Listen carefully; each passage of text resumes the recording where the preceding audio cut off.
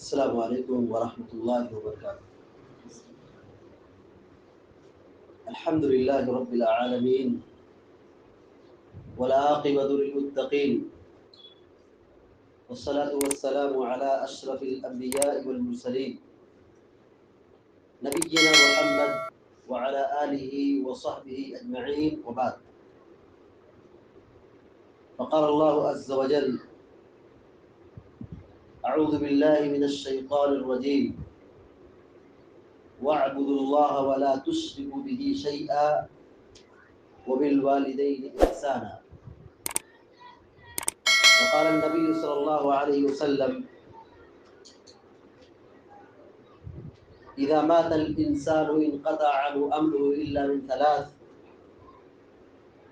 صدقة جارية أو علم ينتفع به أو ولد صالح، رواه مسلم۔ آج کے اس درس میں اس موضوع کی وضاحت مجھے کرنی ہے۔ وہ حقوق، والدین کے وہ حقوق جو ہم پر ان کے مرنے کے بعد عائد ہوتے ہیں۔ ہم یہ نہ سمجھیں کہ والدین کے حقوق صرف ان کی زندگی میں ہے۔ ماں باپ زندے ہوں، موجود ہوں، ان کا احترام بجا لانا، ان کی عزت کرنا، ان کی خدمت کرنا، بس اتنا ہی نہیں ہے۔ کچھ حقوق ہے، کچھ ذمہ داریاں ہیں کہ اگر والدین نہ بھی ہو تو کیا، وفات پا چکے ہوں پھر بھی ہمارے اوپر کچھ ذمہ داریاں ہیں۔ اس سے ہم اور آپ سمجھ سکتے ہیں کہ اسلام میں ماں باپ کا مقام کتنا اونچا ہے، والدین کا احترام کتنا زیادہ ہے۔ بڑے بد نصیب ہیں وہ لوگ جو زندگی میں اپنے والدین کی خدمت نہیں کر پاتے، اپنی زندگی میں ان کی قدر نہیں کر پاتے۔ اسلام تو یہ تعلیم دے رہا ہے کہ وفات کے بعد بھی حق ختم نہیں ہوا ہے، حقوق باقی ہے۔ تو زندگی میں کتنے حقوق ہو سکتے ہیں؟ اللہ رب العالمین نے قرآن کریم کے اندر جگہ جگہ فرما رہا ہے وَاعْبُدُوا اللَّهَ وَلَا تُشْرِكُوا بِهِ شَيْئًا وَبِالْوَالِدَيْنِ إِحْسَانًا وَقَضَىٰ رَبُّكَ أَلَّا تَعْبُدُوا إِلَّا إِيَّاهُ وَبِالْوَالِدَيْنِ إِحْسَانًا وَوَصَّيْنَا الْإِنسَانَ بِوَالِدَيْهِ إِحْسَانًا۔ اللہ تبارک و تعالیٰ اپنی بندگی اور اپنی عبادت کے بعد، توحید کے اقرار کے بعد، یعنی ہم پر جو سب سے پہلا فریضہ توحید ہے، ایمان ہے، اللہ رب العالمین کی بندگی کے بعد سب سے بڑا حکم جو دے رہا ہے، شرک سے روکنے کے بعد شرک مت کرو، اللہ کی عبادت کرو۔ دوسرا فرض کیا ہے؟ وبالوالدین احسانا، اپنے والدین کے ساتھ اچھا سلوک کرو، والدین کی عزت کرو۔ آئیے وہ دیکھتے ہیں کیا حقوق ہیں جو وفات کے بعد ہم پر مرتب ہوتے ہیں۔ زندگی میں ہے تو ان کی حق بجا لانا ہے، ان کا احترام پورا کرنا ہے، ان کے حقوق ادا کرنا ہے۔ وفات ہو جائے تو ذمہ داریاں کیا اسلام سکھا رہا ہے؟ سب سے پہلا حق یہ ہے کہ والدین کی وفات کے بعد ان کی تکفین اور تدفین میں جلد بازی کی جائے۔ انتقال ہو گیا ہے، ان کے کفن دفن کا انتظام اولاد کو کرنا ہے اور ان کے جنازے میں شرکت کرنا ہے۔ مسلمانوں کے آپسی حقوق 6 ہیں۔ حق المسلم علی المسلم ست، اللہ کے نبی صلی اللہ علیہ وسلم کہتے ہیں مسلمانوں کے آپسی حقوق 6 ہیں۔ اس میں سے چھٹا جو حق ہے وَإِذَا مَاتَ فَاتَّبِعُوا، جب وہ مر جائے تو اس کے جنازے میں جاؤ۔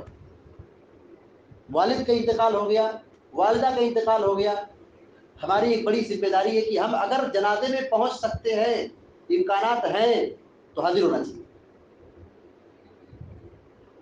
اور اگر موجود ہو تو شرکت کرنا چاہیے۔ یہ پہلا حق ہے۔ اور اس جنازے کی شرکت کی بڑی فضیلت ہے۔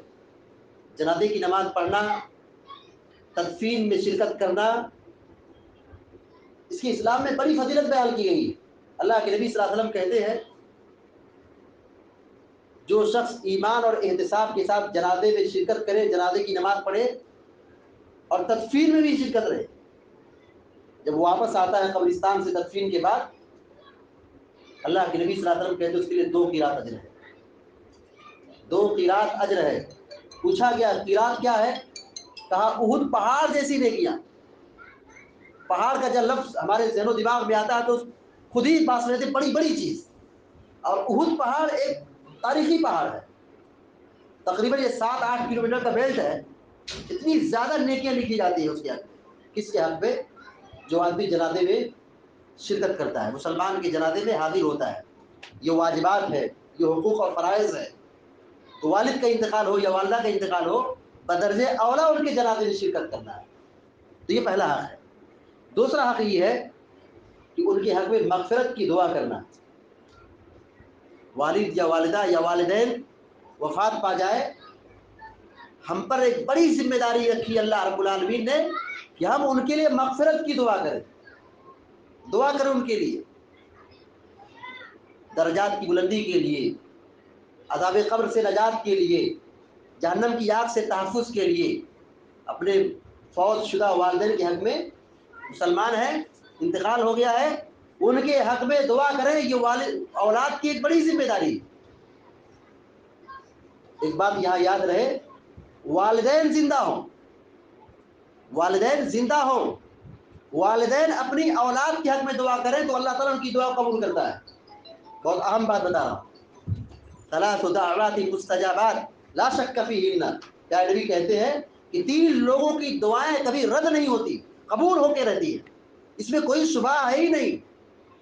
سب سے پہلے نمبر پر اللہ کے نبی صلی اللہ علیہ وسلم کہتے ہیں دعوت الوالد، والد کی دعا، والدین کی دعا اولاد کے حق میں، یعنی ماں باپ اگر اپنی اولاد کے حق میں دعائیں کرتی ہے اللہ تعالیٰ اس کو قبول کرتا ہے۔ باحیات ہو تو بھی رحمت ہے، اللہ تعالیٰ ان کو مستجاب الدعوات بنایا ہے۔ اور اگر یہی والدین وفات پا جائے، اولاد مستجاب الدعوات بن جاتی ہے۔ دیکھیے اللہ تعالیٰ نے کتنا بہترین نظام بنا کے رکھا ہے۔ والدین زندہ ہوں، وہ اولاد کے حق میں دعا کریں، اللہ تعالیٰ قبول کرتا ہے۔ ماں باپ کی دعا اولاد کے حق میں قبول ہوتی ہے۔ والدین وفات پا جائیں، اولاد دعا کرے، اللہ تعالیٰ قبول کرتا ہے۔ کیا نبی علیہ السلام نے فرمایا اذا مات الانسان انقطع عنه امر الا من ثلاث، جب آدمی مر جاتا ہے تو عمل کا سلسلہ بند ہو گیا۔ آدمی وفات پا گیا، دنیا سے رخصت ہو گیا، مر گیا، ختم ہو گیا معاملہ۔ جتنی نیکی اس نے کی ہے اسی پر فیصلہ ہوگا۔ مگر کچھ نیکیاں ایسی ہے، کچھ اسباب ہیں کہ انسان مر تو گیا ہے لیکن عمل کا سلسلہ چل رہا ہے، صدقہ جاریہ ہے، نیکیاں پھیل رہی ہیں، بڑھ رہی ہیں، ترقی کر رہی ہیں، اللہ تعالیٰ کے یہاں پہنچ رہی ہیں، بندے کو فائدہ پہنچا رہی ہے۔ سب سے پہلے نمبر آپ نے فرمایا صدقۃ جاریہ، صدقہ جاریہ۔ زندہ تھا، مسجد مدرسہ میں کوئی پیسہ دے دیا، مسجد مدرسہ بنا دیا، رفاہی کام کر دیا، صدقہ جاریہ چھوڑ گیا، اس کے لیے مرنے کے بعد بھی ثواب ہے۔ اس سے مال کی اہمیت پتہ چلتی کہ مال کا کیا مقام ہے۔ آدمی مالدار ہے اور اس کے ذریعے سے خیر کا کام کر رہا ہے، مسجد بنا رہا ہے، مدرسہ بنا رہا ہے، صدقہ جاریہ بنا رہا ہے، اسلام میں اس کی بڑی قیمت ہے۔ مر گیا، مال کو اللہ کی راہ میں خرچ کیا تھا، مرنے کے بعد اس کو ثواب مل رہا ہے۔ آپ نے آگے فرمایا اور علم ينتفع به، یا اس نے علم چھوڑ گیا جس سے لوگ فائدہ اٹھا رہے ہیں تو بھی مرنے کے بعد اس کو فائدہ پہنچے گا۔ نمبر 3 جو موضوع بحث ہے کہ والدین کے حق میں اولاد کی دعا قبول ہوتی ہے۔ اولاد پر ایک بڑی ذمہ داری ہے، وہ والدین کے انتقال کے بعد اپنے ماں باپ کے حق میں مغفرت کی دعا کرے۔ اللہ تعالیٰ اولاد کی دعا کو والدین کے حق میں قبول کرتا ہے۔ آپ صلی اللہ علیہ وسلم کہتے ہیں او علم ينتفع به او ولد صالح يدعو له، نیک اولاد جو اپنے ماں باپ کے حق میں دعا کرے، او ولد صالح يدعو له، نیک اولاد۔ اس کا مطلب علماء نے بھی لکھا ہے کہ اگر لڑکا اپنے ماں باپ کے حق میں دعا کر رہا ہے اس صالحیت کی نشانی ہے، آدمی نیک ہے۔ والدین کو بھلا چکا ہے، دعا ہی نہیں کرتا ہے، اس کا مطلب کہ یہ اولاد کیا ہے؟ نیک نہیں ہے، صالح نہیں ہے۔ او ولد صالح يدعو له، نیک اولاد اپنے ماں باپ کے حق میں دعا کرے، اللہ تعالیٰ اس کو قبول کرتا ہے۔ کتنا قبول کرتا ہے؟ کیا اس کی اہمیت ہے؟ سنن ابن ماجہ کی روایت کو اگر جوڑ لیا جائے بات بالکل کلیئر ہو جائے گی کہ اللہ تعالیٰ اس دعا کو قبول کرتا ہے۔ کیا مطلب ہے قبول کرتا ہے؟ اللہ کے نبی صلی اللہ علیہ وسلم کہتے ہیں کہ میت کے درجات کو بڑھا دیا جاتا ہے، میت کے درجات کو بڑھا دیا جاتا ہے۔ وہ آدمی اللہ تعالیٰ سے کہتا ہے کہ میں نے تو یہ سب کام دنیا میں کیا ہے، یہ نیکی کس بات کی مل رہی ہے؟ اتنا بڑا مقام، اتنا بڑا درجہ مجھ کو کس بنیاد پر ملا ہے؟ میں نے دنیا میں تو کوئی ایسا کام کیا نہیں تھا۔ بندے کے اعمال کو، میت کے درجات کو اللہ تبارک و تعالیٰ بڑھا دیتا ہے، یہاں تک کہ وہ آدمی اللہ سے کہتا ہے کہ میں نے دنیا میں کوئی خیر کا کام تو نہیں کیا، میں تو یہ سب کام کیا نہیں جس کا بدلہ مجھ کو مل رہا ہے۔ اللہ رب العالمین کہے گا باستغفار ولدک، باستغفار ولدک، تیرے بچے نے تیرے حق میں استغفار کیا، اس استغفار کا یہ ثمرہ ہے۔ اولاد کی ایک بڑی ذمہ داری ہے کہ والدین کی وفات کے بعد ان کے حق میں مغفرت کی دعا کرے، اس کی بڑی اہمیت ہے۔ ماں باپ زندہ ہو تو مستجاب الدعوات ہیں، اولاد کے حق میں ان کی دعا قبول ہوتی ہے۔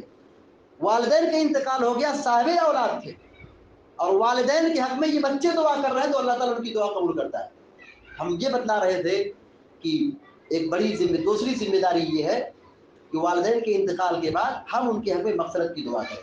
مغفرت کی ہم دعا کریں گے تو اللہ تبارک و تعالیٰ ہماری دعاؤں قبول کرے گا، اور پھر والدین کو، ماں باپ کو وہ انعام اور اکرام جنت میں حاصل ہوگا۔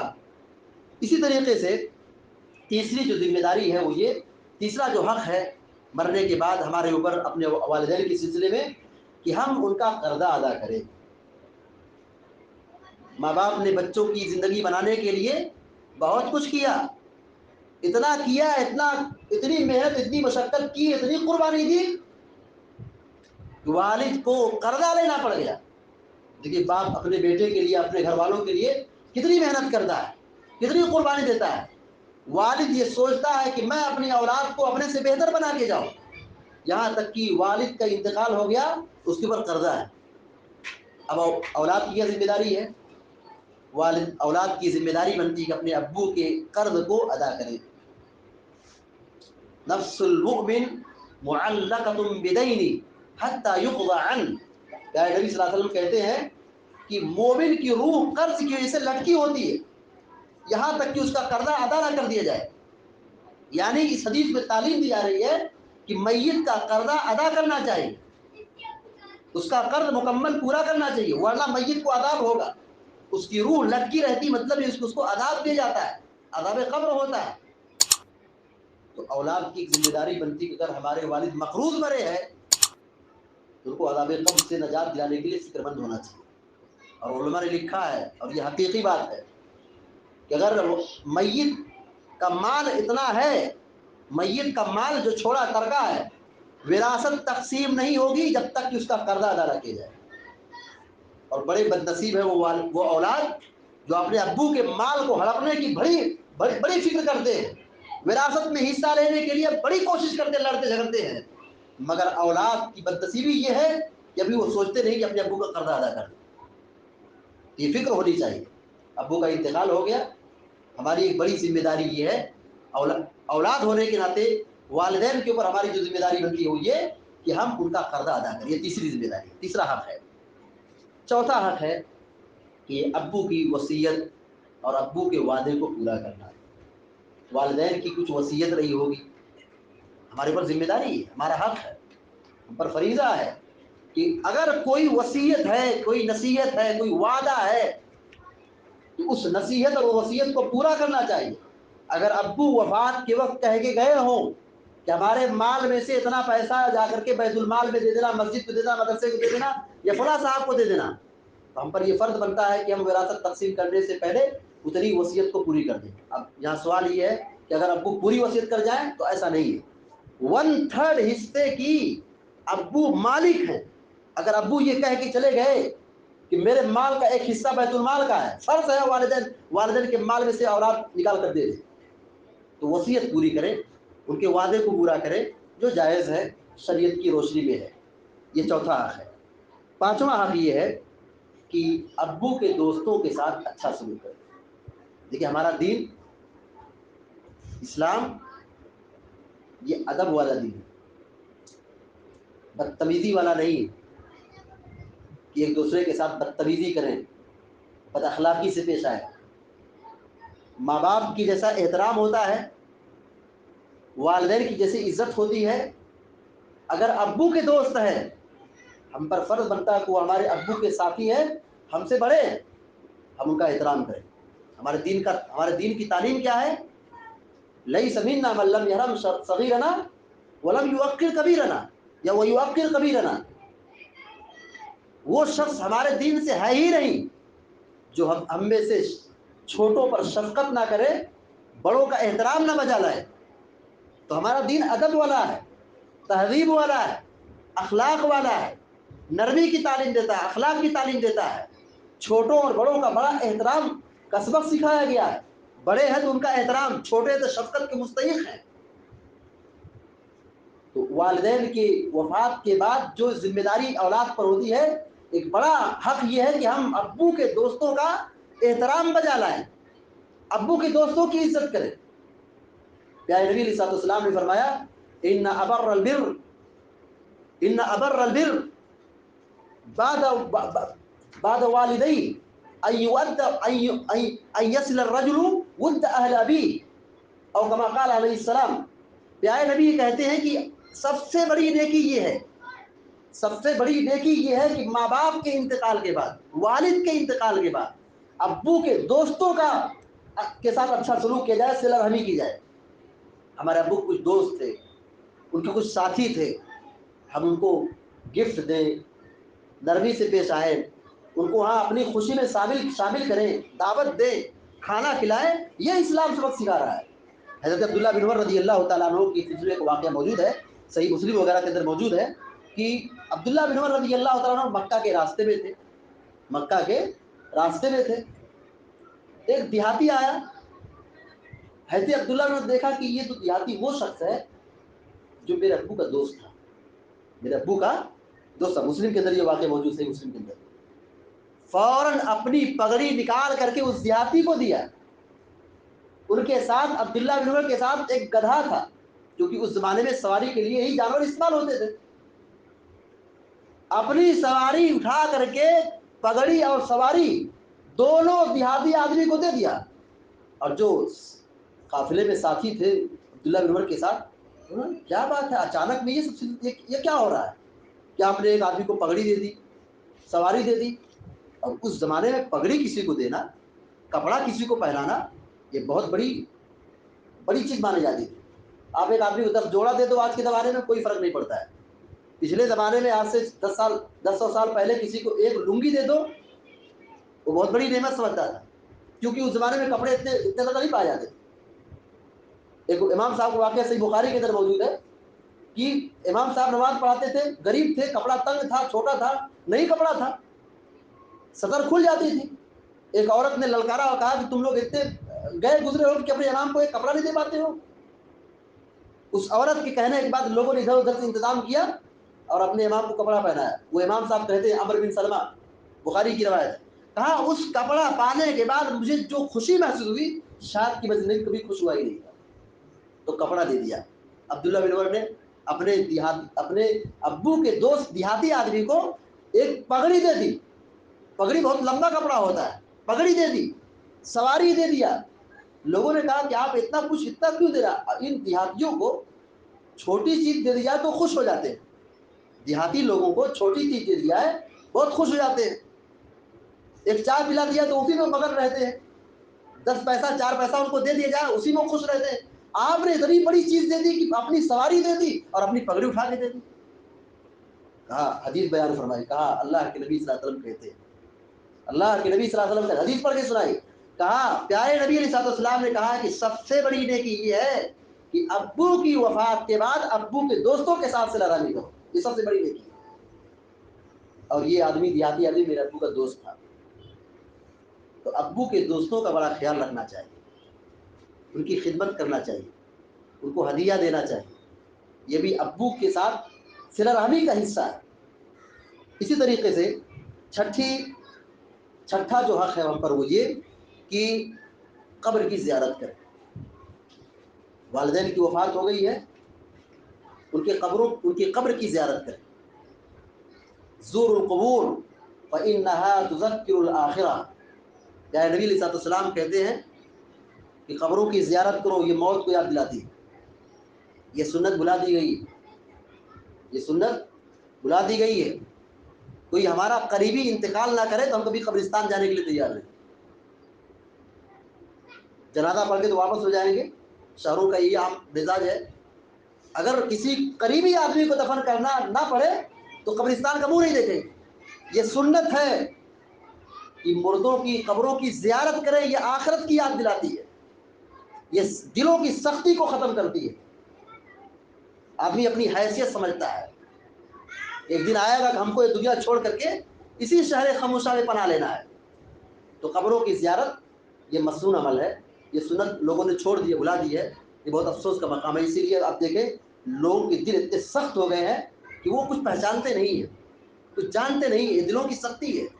اس دلوں کی سختی کا ایک واحد علاج یہی ہے کہ آدمی فکر آخرت کے لیے قبروں کی زیارت کرے. اللہ کے نبی علیہ السلام کی والدہ مشرکہ تھی. اللہ رب العالمین سے اجازت طلب کی، اللہ نے اجازت دی. اللہ کے نبی صلی اللہ علیہ وسلم اپنی والدہ کی قبر کی زیارت کے لیے تشریف لے گئے. مغفرت کی اجازت طلب کی، اللہ نے اجازت نہیں دی، لیکن قبر کی زیارت کی اجازت مانگی اللہ رب العالمین سے. اللہ تعالیٰ نے کہا ہاں تم قبر کی زیارت کر سکتے ہو.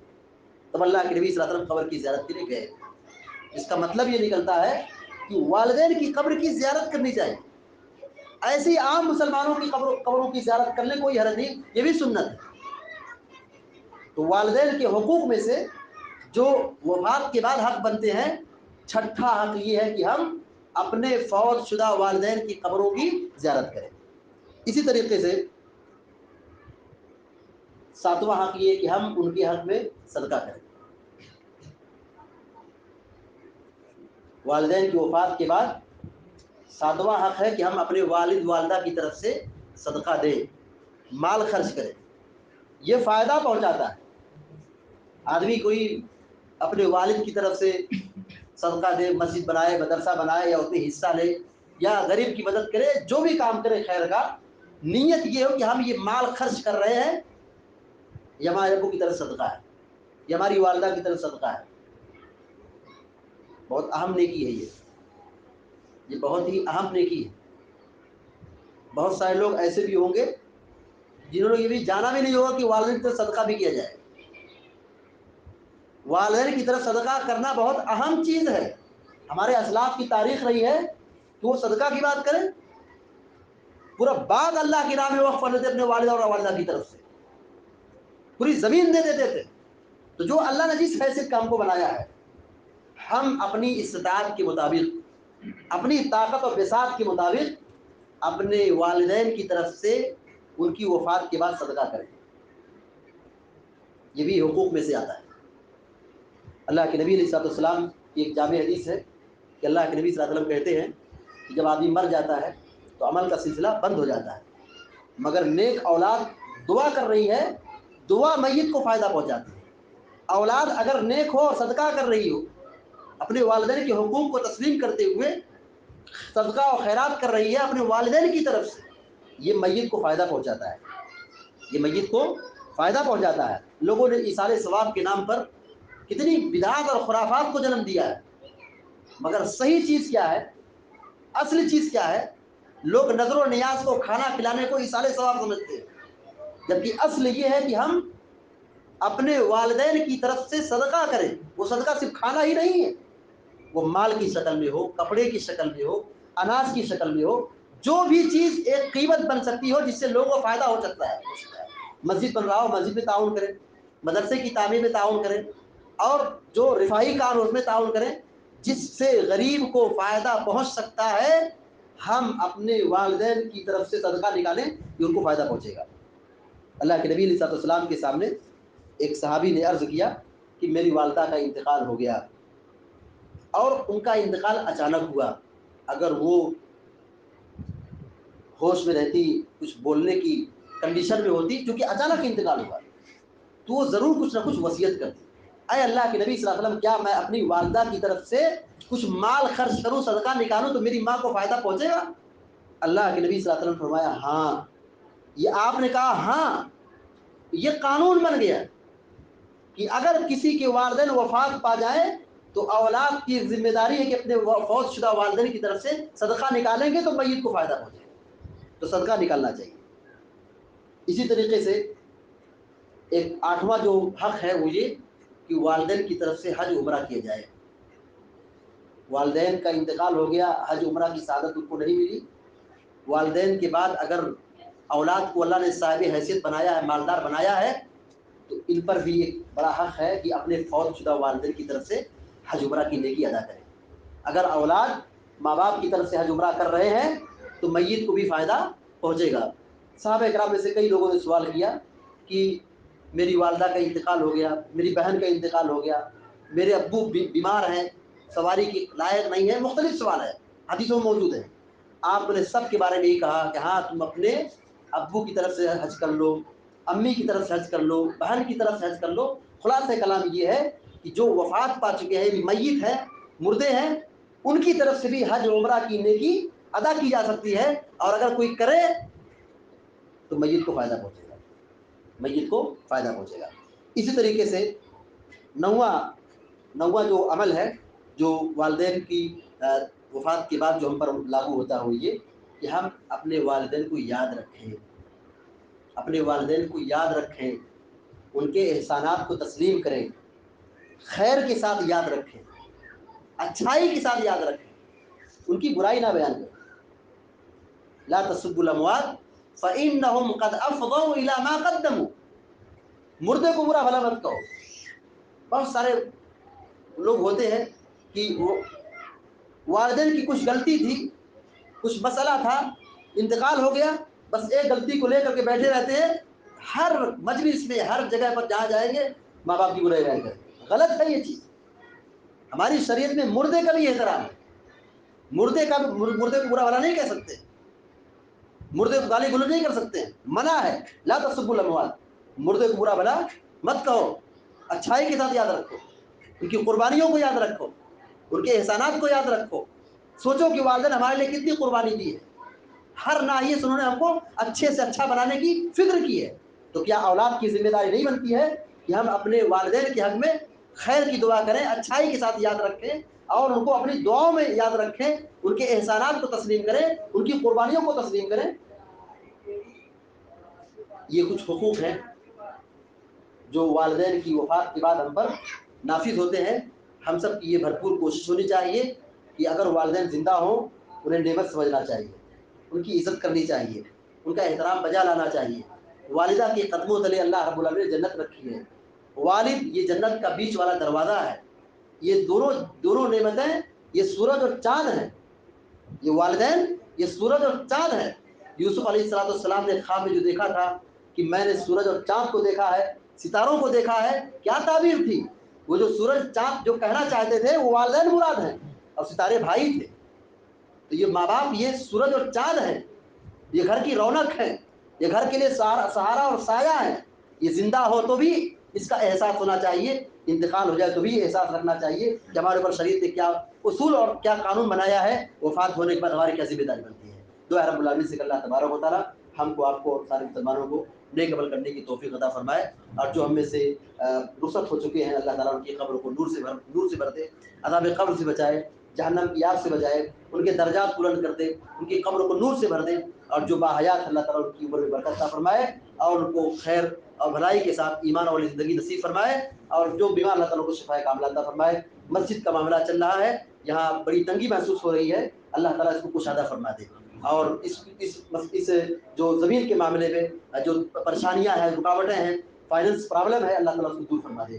اللہ تعالیٰ ہم سب کو, آپ سب کو, سارے مسلمانوں کو نیک عمل کرنے کی توفیق عطا فرمائے یا رب العالمین. اقول قولی ھذا واستغفر الله لي ولكم ولسائر المسلمين فاستغفروه انه غفور رحيم. وصلى الله على نبينا محمد وعلى اله وصحبه اجمعين. والسلام عليكم ورحمه الله وبركاته.